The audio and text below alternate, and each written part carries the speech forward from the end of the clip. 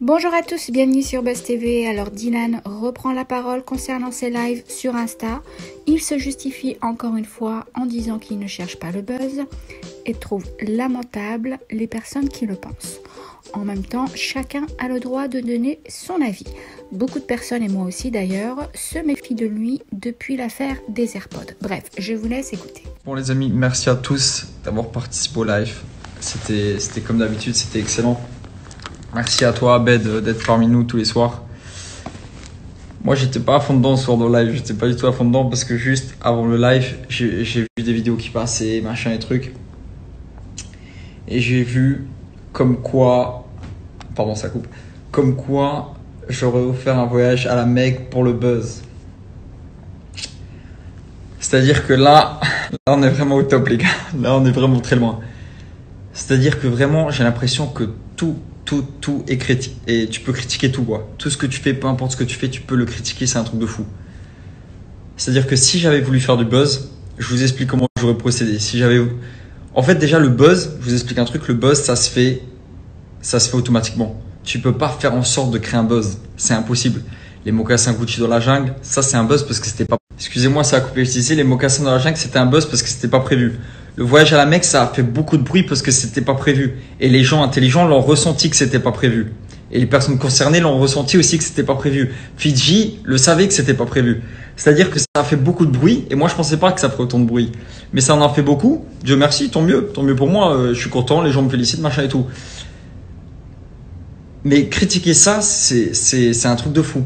C'est-à-dire que tu critiques quelqu'un qui offre un voyage à la Mecque, mais c'est-à-dire que je me mets à ta place et je me dis putain je critique ça mais c'est une honte. C'est comme j'expliquais l'histoire de ce mec sans papier là qui avait sauvé un enfant qui, je sais pas si vous avez entendu cette histoire, c'était un mec en fait, il y avait un bébé qui était suspendu et il y a un homme sans papier de couleur d'origine africaine sans papier qui avait justement été sauvé ce bébé là.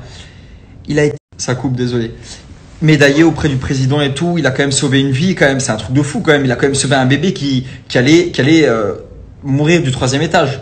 C'est-à-dire que même ça, les gens ont réussi à le critiquer, genre. Le mec, il a sauvé une vie, il était sans papier, c'est-à-dire qu'ils auraient pu après appeler la police, le faire envoyer dans son pays et tout. Mais les gens ont réussi à dire et à tourner la version comme quoi c'était prévu, ils connaissaient le mec d'en haut, ils avaient rendez-vous et tout. C'est-à-dire que même le mec qui sauve une vie, vous le critiquez. Et là, j'offre un voyage à la Mecque et vous osez critiquer ça. Genre, c'est pour le buzz, machin. Je vous explique, si j'avais voulu faire le buzz, je vous explique comment je l'aurais fait, comme ça c'est clair. Pour faire du buzz et faire du bruit, en fait, déjà, tu laisses durer sur le long terme. Un voyage à la Mecque, ça s'offre pas tous les week-ends. Du coup, tu laisses durer sur le long terme. Tu mets une photo en disant, voilà, identifie 5 potes, identifie un max de gens, partage un maximum.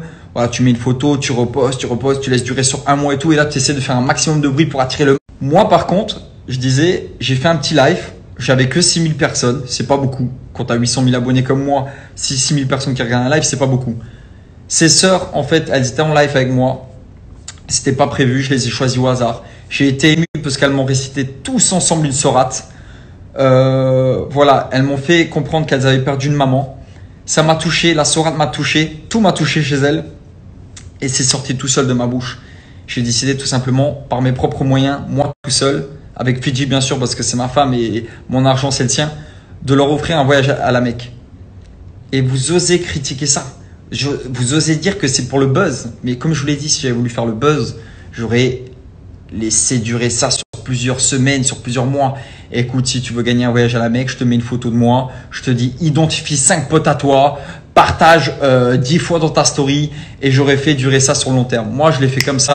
Et Dieu merci, Dieu il sait que c'est sincère. Après, ce qui m'importe, voilà, c'est mon Dieu à moi, c'est notre Dieu à tous. Mais ceux qui essayent de surfer sur ça ou de critiquer ça, je trouve ça tellement lamentable, les gars. Tellement lamentable, c'est tellement petit, genre. Mec, si tu critiques ça, mec, ça veut dire que toi, tu es vraiment capable de critiquer tout ce qui est possible. C'est-à-dire que toi, vraiment, genre, j'imagine, je sais pas, une grand-mère qui allait se faire écraser. Je la sauve. Wow, écoute, c'était la grand-mère à Dylan. Il savait qu'elle allait passer à ce moment-là. À mon avis, il y avait un rapport. Les gars, vous essayez toujours de trouver des trucs, des amalgames. Vous savez, enfin, vous essayez toujours de trouver des trucs. C'est ça que j'essaie d'expliquer. Je vous signale, je vous dis un truc. Je pense qu'il y a encore des gens bons sur cette terre. Il y a encore des gens honnêtes. Il y a encore des gens comme Abed qui sont des gens bien. Je vous explique un autre truc. Je fais des lives avec un imam quand même qui à la base avait 23 abonnés. C'est-à-dire que si j'avais voulu faire du bruit, comme vous dites, vous savez combien d'imams m'ont contacté après ça? Combien d'imams m'ont contacté? Vous savez qu'il y a des imams qui ont 300 000 abonnés, qui ont 500 000 abonnés, qui ont 1 million d'abonnés. Il y a des imams de fous sur Instagram. Hein. Moi, j'ai pris un petit imam, un imam comme tous les autres, mais sur Instagram qui est pas connu, qui a 23 abonnés à la base. Là, aujourd'hui, il en a 30 000. Dieu merci, vous le suivez, vous appréciez ce qu'il fait et tout. Mais si j'avais voulu faire du bruit, aujourd'hui, je ferais des lives avec des imams qui ont 400 000 abonnés et je lancerais des machins et tout. Aujourd'hui, mes lives sont bloqués à 3 000 vues. Je me fais critiquer sur ça et pourtant je continue. Je continue parce qu'en fait, je vois que ça fait plaisir aux 3 000 personnes qui sont là tous les soirs. Voilà, je continue en fait parce que je le fais pour Dieu, je le fais parce qu'il y a des gens qui aiment ça, parce que Abed, il est notre frère, il est tout seul. Bref, juste pour vous dire les gars, arrêtez de voir le mal partout. Ou alors arrêtez de vouloir faire du buzz à tout prix parce que il y a d'autres façons de faire du buzz. Et comme je vous l'ai dit, moi j'ai eu la chance que ça parle beaucoup.